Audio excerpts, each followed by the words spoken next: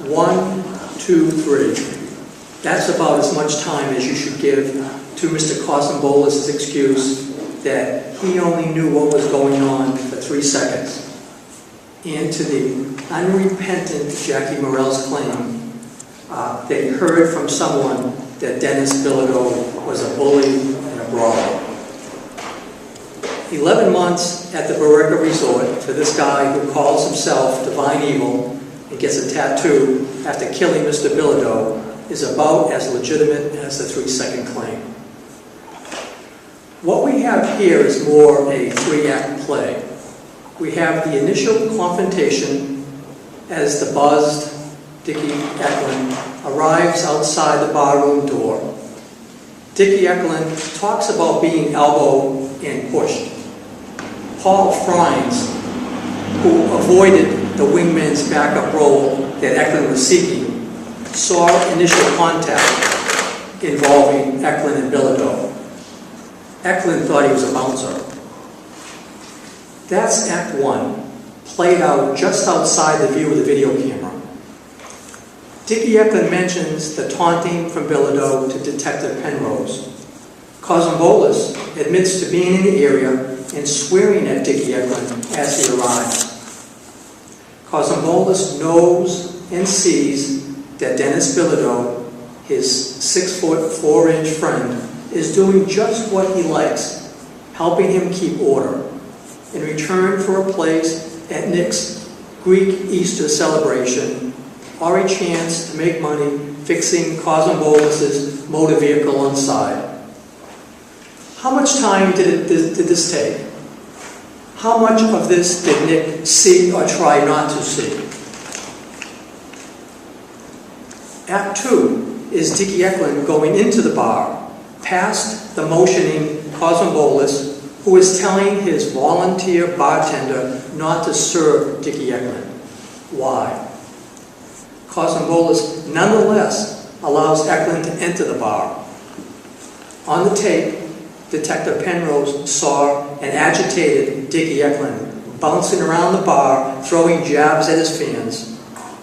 Jill Breen, a friend of mine, described Eklund looking like a dirty junkie. Paul Frines, a friend of Dickie and Nick, saw Dickie, hugged him, and introduced Jackie Morrell to Frines.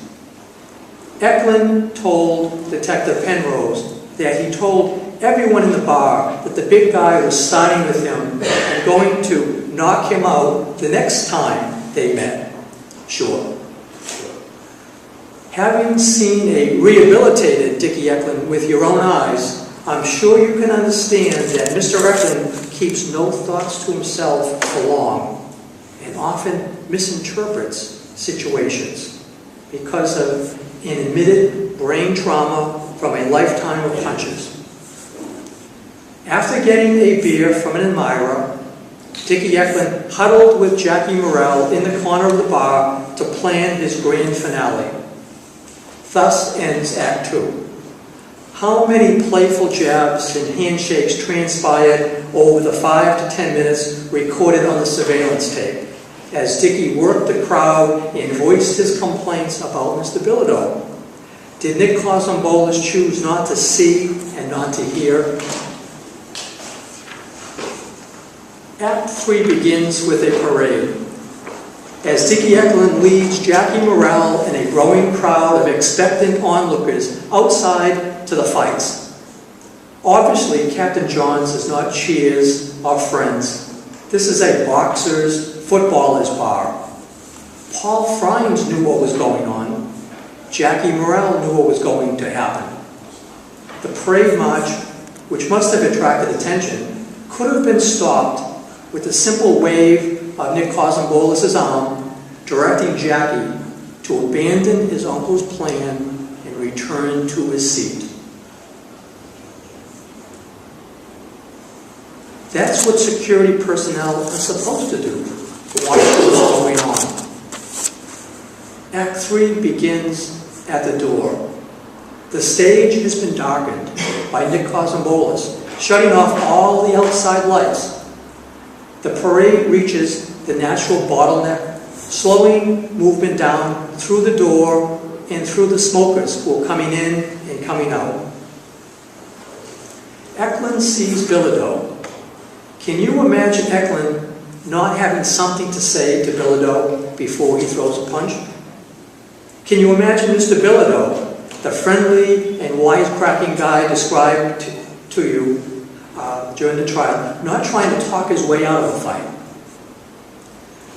No one knows what Dennis Bilodeau did that night. He's not here to tell you. No one knows except the person who killed him, whether he squared off, whether he cocked his arm back. No one knows except the person who has a motive for telling you what he believes happened.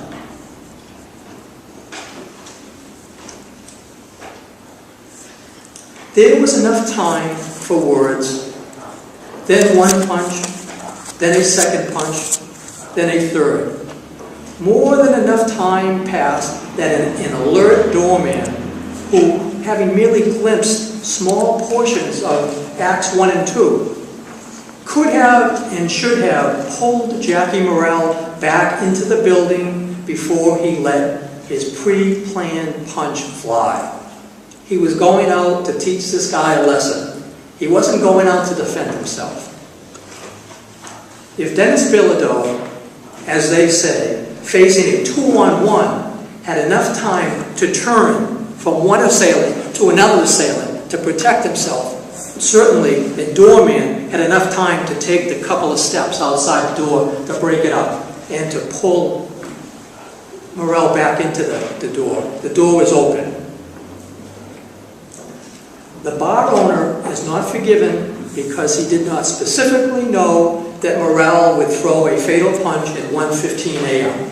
Rather, Mr. Cosumbolis is obligated to provide reasonably needed security precautions in line with the environment and the conditions, such as the street people he described in the Dickie Eklunds that wander into Captain John's, so as to protect his customers, however noble or common, that come into his bar from the foreseeable physical confrontations. A bar owner doesn't want a fight any more than a jewelry store owner wants a robbery. It's bad for business all around. But Dickie Eklund in a bar is like Lindsay Lohan in a jewelry store. If a jeweler, knowing Lohan's reputation, doesn't watch her like a hawk, he has only himself to blame for the theft that will surely follow. The same applies for Cosumbolis regarding Eklund. In a bar full of boxers, you must anticipate a punch being thrown. Instead, Nick Cosumbolis is pretending to be Sergeant Schultz of Hogan's Heroes fame, telling you, I see nothing, I know nothing. He says he was frazzled because this had never happened to him before at trial. Then I reminded him of the assault and battery in his bar in April 2006, just a month before. If Cosumbolis didn't hear or see anything that night, it's because he was out of position and too busy trying to run every aspect of his bar filled with 120 patrons, just with the unqualified friends hanging around looking for a free meal or a free drink. Because of this, a man died senselessly. A child lost her father and everything he could bring to her life. You are a father. You know what he meant to you in childhood and in your adolescence, as a young adult, then as a babysitter for your children, and a loving investor in your dreams. You are a parent. You know everything you give to your child, and you know the giving never ends, and the giving and the getting only gets better as the love matures as time goes by. Unfortunately for young Kristen Nicole Bilodeau, her time was cut, with her dad was cut short by Dickie Eklund's delusions, John Morrell's uncontrolled machismo, and Nick Cosumbolis' bad Sergeant Schultz routine. all for the sake of saving money and maximizing profits. He thinks he's got it figured out down to the last 14-ounce Dixie cup. He only uses a cup when it's cost-effective.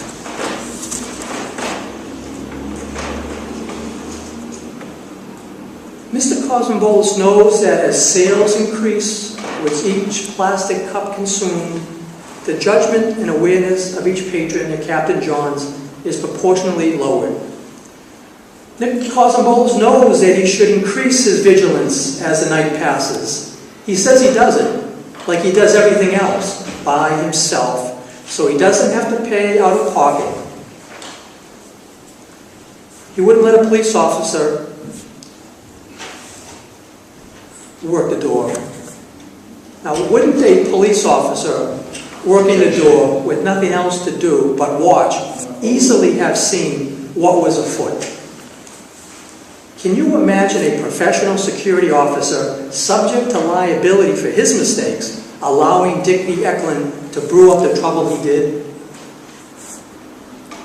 The mother of Krista Nicole, who is the wife of Dennis Bilodeau, they were not divorced, and she was denied any chance that she might have had to reconcile with him. Objection. I thought that was not the issue then. He had indicated that she was divorced and was not returned. You can address whether or not she was divorced, but the focus on the case is the... I just wanted to correct the record. The beneficiary of the estate. I wanted just to correct that he said she was divorced. You can correct that. The mother of Nicole Bilodeau is not seeking anything for herself and doesn't even want you to consider that. And she's not here seeking punishment, and she cannot bring Dennis back. She opened the estate claim so that those that through their actions and inactions caused Krista to lose precious opportunities, both emotional and financial, may be compelled by you to provide some equitable reimbursement in compensation for her losses. John Morrell is in school, building a new career and life. Shouldn't he also help Krista with hers? Dennis Bilodeau, as the record shows, had entered into an agreement with his wife to pay $100 a week in child support. He was also paying half of the daycare. And Krista's not going to be in daycare all of her life. Maybe that half of daycare would have been half of her schooling, half of her college. Dennis Bilodeau was paying half of her activities. Maybe her activities would have changed as she grew up. Maybe she would have paid half her prom, half her marriage. He was making $20 an hour, and over time, wages increased. What would the future be? We know from the record that you'll see, in 2006, in the 5.5 months that he did work on the books, he made almost $10,000. That's something for you to consider.